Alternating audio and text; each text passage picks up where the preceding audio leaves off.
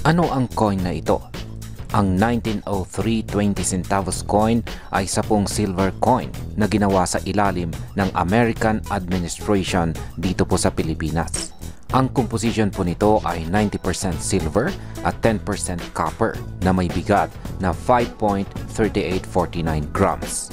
Sa obverse design ng coin na ito ay dinisenyo po ito ni Milicio Figueroa. Makikita po dito ang isang batang Filipina na nakatayo malapit po sa anvil habang may hawak na martilyo.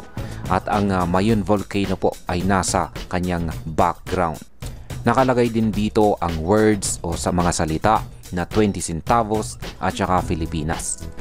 Narito naman ang kanyang reverse design na dinisenyo po ni Charles E. Barber. Makikita po dito ang emblem ng United States. Isang eagle na nakabuka po ang pakpak sa ibabaw ng isang shield o kalasag. Kasama po ang inscription na United States of America at ang taon na 1903. Ano nga ba ang kasaysayan ng coin na ito dito sa Pilipinas? Ang coin na ito ay ginawa noong panahon ng American Colonial Period. Isang panahon kung saan ang Pilipinas ay nasa ilalim ng administrasyon ng Amerika. Ginamit ito bilang bahagi ng official currency ng bansa at naging simbolo rin ng transition mula sa Spanish colonial coins papuntang modern currency system dito po sa Pilipinas. May dalawang pangunahing mint kung saan ginawa ang coin na ito. Una ay ang Philadelphia Mint. Wala pong mint mark, mataas ang mintage na nasa 5,353,000 coins. Ang pangalawa naman ay ang tinatawag pong San Francisco Mint. Ito po ay may S mint mark. Mas rare o bihira po ito dahil mababa lang ang production niya na umaabot sa 150,080 coins. Mayroon ding 2,558 na proof coins na mas collectible at espesyal para sa mga seryosong collectors. Ngayon ay paano po ba tinutukoy ang halaga ng coin?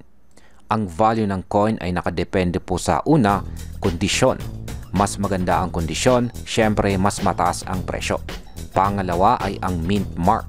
Ang S mint mark mula sa San Francisco ay mas rare at mas mahal. At pangatlo ay ang market demand. Kung may maraming collectors na interesado, pwede pong tumaas ang presyo. Para po sa mga coin na nasa circulated condition, mas visible na wear, ang typical market value mula sa Philadelphia Mint ay nasa mga 700 to 1,400 pesos.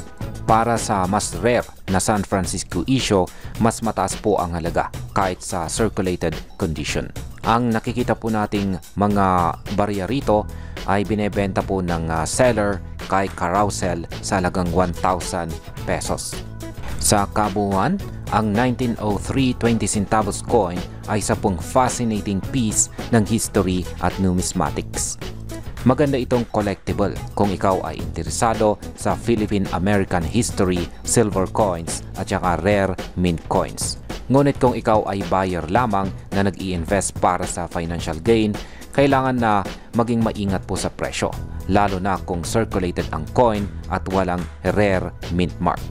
Sa tingin ko po, ang 1,000 pesos na asking price dito ay medyo mataas para sa common Philadelphia issue. Pero kung may San Francisco mint mark, pwede itong maging magandang investment. Marami pong salamat sa panonood, mga kabarya.